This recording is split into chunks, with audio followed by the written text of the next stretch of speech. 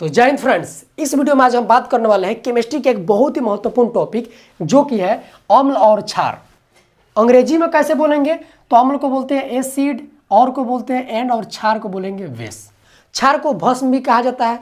देखिए, अगर किसी चीज़ का पीएच मान 7 से अधिक है और वो चीज़ सूखा हुआ है तो उसको हम भस्म बोलेंगे। अगर लेकिन किसी चीज़ का पीएच मान 7 से अधिक है लेकिन वो गीला है तो उसे हम क्षार बोलेंगे। यानी कि कहने का मतलब यह है कि भस्म में जब पानी की मात्रा मिला दी जाती है, यानी कि जब पानी की मात्रा रहती है, गीला रहता है, तो उसे हम क्षार बोलते हैं। और सूखा रहेगा, नाम है भस्म। कोई चीज़ भस्म होता है तो सूख जाता है। फिल्म में देखिएगा राक्षस क्या करता है, या फिर राक्षस को देखिएगा देवता जी ऐसे करके मुड़िया पर हाथ धो देंगे। यहाँ पे कोई एक ऐसा राक्षस था, हम देखे थे रामायण में, वो वरदान मिल गया था कि तुम किसी के मुड़ी पे हाथ धो दोगे तो वो भस्म हो जाएगा। लेकिन उसको छल कपट करके अब लगा दुरुपयोग करने, तो भगवान जी उसके मुड़ी पर हाथ रखवा दिए नृत्य करके, और ससुरा भस्म हो गया। और वह जब भस्म हुआ तो राखी की तरह बन गया। और राखी कैसा होता है, सूखा हुआ रहता है, तो जो सूखा है वो भस्म की तरह रहता है। और उसके बाद आता है क्षार। देखिए, क्षार में सबसे पहले छा मतलब छानना भी होता है, नॉर्मली समझ सकते हैं। अब किसी चीज़ को आप कब छानते हैं, जब वो चीज़ गीला रहे, उसमें पानी की मात्रा रहे, तभी ना छानते हैं। यानी कि गीले चीज़ को क्षार कहेंगे। अगर पीएच मान 7 से ज़्यादा है, 7 से ज़्यादा पीएच मान सूखा है तो उसे हम भस्म कहेंगे। अंग्रेजी में बस एक ही कहेंगे, बेस कहेंगे। किसी चीज़ का पीएच मान 7 से कम है तो उसको हम अम्ल बोलेंगे। अंग्रेजी में उसे हम क्या बोलेंगे तो सर एसिड बोलेंगे। बिल्कुल आसान है। अब ट्रिक से इसको समझने वाले हैं मात्र 5 मिनट में। बहुत आसान ट्रिक है। देखिए, अम्ल जो होता है दोस्तों, ये स्वाद में क्या होता है, खट्टा होता है। और ये अम्ल नीले लिटमस को लाल करती है। ये आपके एग्जाम में पूछा जा सकता है, इसीलिए भाई मेरे याद कर लीजिएगा अच्छे से। अब चलिए हम आगे बढ़ते हैं। अब पहचानेंगे कैसे। देखिए, आपके सामने कोई भी कंपाउंड दिया रहे, कोई भी केमिकल फार्मूला दिया रहे, उसके शुरुआत में अगर एच रहे, याद रखिएगा, अगर उसके शुरुआत में एच है तो याद रखिएगा वो अम्ल होगा। ये ट्रिक है। अपवाद भी इसका है, लेकिन ट्रिक 95% काम करता है। यानी कि आप समझ लीजिए कि अभी आप 10th में, 11th में, 12th में है तो अपवाद लगभग नहीं आएगा। जरा टॉप क्लास में चल लीजिएगा, नौकरी वोकरी में, तब अपवाद आता है। इसमें आपको अपवाद नहीं मिलेगा। नॉर्मल अगर शुरू में एच है तो क्या है, अम्ल है। जैसे HI अम्ल है, HCl हाइड्रोक्लोरिक अम्ल अम्ल है। शुरू में एच है, इसके शुरू में भी एच है, अम्ल अम्ल, एच है अम्ल, एच है अम्ल, एच है अम्ल, एच है अम्ल, एच है अम्ल। समझ गए, बिल्कुल आसान है। अब एक चीज और याद रखिएगा, अधातु के जो ऑक्साइड होते हैं वो अम्लीय होते हैं। अब अधातु और धातु क्या होता है, अर्थात मेटल और नॉन मेटल क्या होता है। धातु को अंग्रेजी में मेटल बोलते हैं, जबकि अधातु को अंग्रेजी में नॉन मेटल बोलते हैं। बिल्कुल आसानी से समझिए भाई, कोई भी हड़बड़ी नहीं होने वाला है। देखिए, अधातु का ऑक्साइड क्या होता है, अम्लीय होता है। अधातु का क्या होगा, देखिए, आप किसी भी तत्व का नाम लें, अगर उसके अंतिम में यम आ जाता है तो बहुत चांस है कि धातु होगा। इसका अपवाद भी है। अपवाद के चक्कर में पड़ेगा तो ट्रिक आपको नहीं भेटेगा, लेकिन लगभग देखिएगा 95% तो सही है। 5% अपवाद है जो कि आपको लगभग नहीं मिलेगा। और जिसके अंतिम में यम ना आए, ज़्यादातर चांस है कि वह क्या है, अधातु होगा। जैसे देखिए, लिथियम, यम आया कि नहीं, तो इसका मतलब है कि यह धातु है। और हमने बोला अधातु का ऑक्साइड होना चाहिए।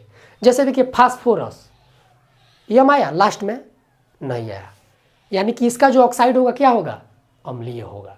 लेकिन देखिए, मैग्नीशियम, ये लास्ट में आ गया यम, तो इसका जो ऑक्साइड होगा यह भस्मीय प्रवृत्ति का होगा, या आप इसको क्षारीय भी कह सकते हैं। तो समझ रहा है ना बात को। अगर अधातु का ऑक्साइड होगा अम्लीय होगा, धातु का ऑक्साइड होगा तो क्या होगा, क्षारीय होगा या फिर भस्मीय होगा। बस कहने का यही मतलब है। आप धीरे धीरे समझते चलेंगे, कोई भी दिक्कत नहीं है। जैसे यहाँ पे एस, यानी कि सल्फर ऑक्साइड, यहाँ पे देखिए एस मतलब होता है सल्फर, ओ यहाँ पे है, ओ का मतलब होता है ऑक्साइड, सल्फर ऑक्साइड। तो आप उम्मीद है कि समझ रहे होंगे कि सल्फर क्या है, सल्फर, लास्ट में यम नहीं आया, यानी कि अधातु है। और यहाँ पे ओ लग गया है, ओ का मतलब ऑक्साइड, अर्थात यह क्या होगा, यह जो है अम्लीय प्रवृत्ति का होगा। अर्थात कहने का मतलब कि यह अम्ल होगा। यहाँ पे नाइट्रोजन, यह गैस है, गैस भी अधातु में ही आता है।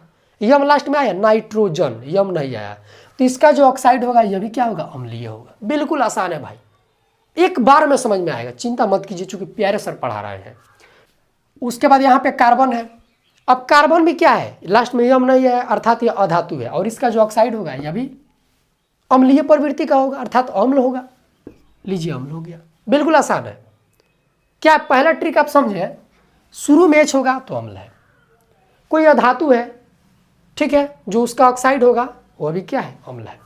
अब एक और ट्रिक देख लीजिए, अगर लास्ट में, याद रखिएगा, सुनिए फिर से, अगर लास्ट में डबल OH रहे, लास्ट में डबल OH रहे, तभी वह अम्लीय होगा। जैसे यहाँ पे डबल OH अम्ल, डबल OH अम्ल, डबल OH अम्ल, डबल OH अम्ल, डबल OH अम्ल।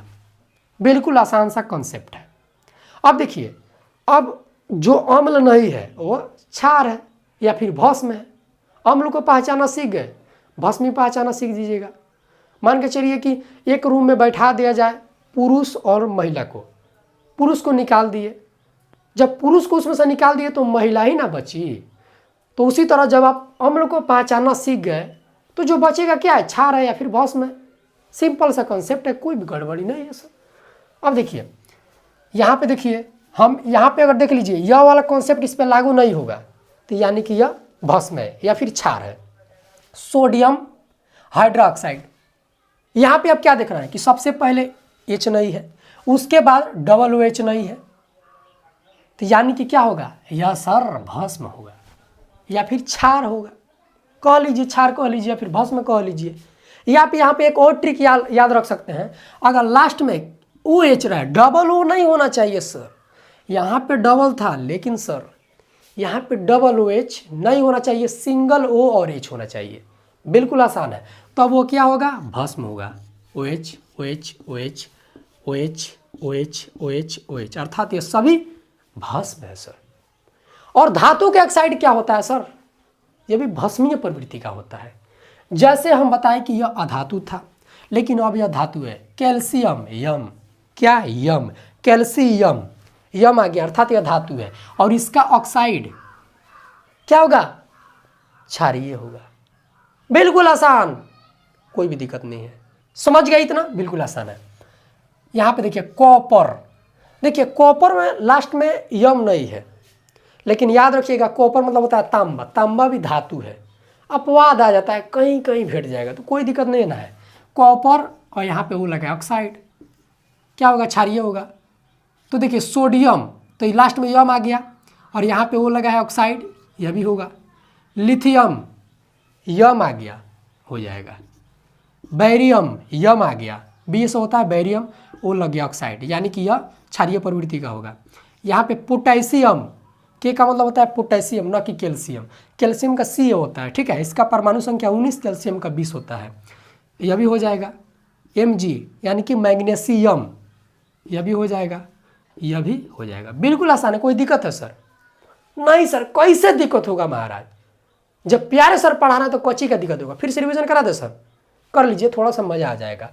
शुरुआत में बहुआ अगर H घटा जाए, ध्यान से सुनिए, शुरुआत में H घटा जाए क्या होगा, अम्ल होगा। या अगर अंतिम में डबल OH घटा जाए वह भी अम्ल होगा। अधातु का ऑक्साइड भी अम्ल होगा, धातु का ऑक्साइड क्षार होगा, अंतिम में OH घटा जाए तब भी क्षार होगा। समझ गए, बिल्कुल आसान है।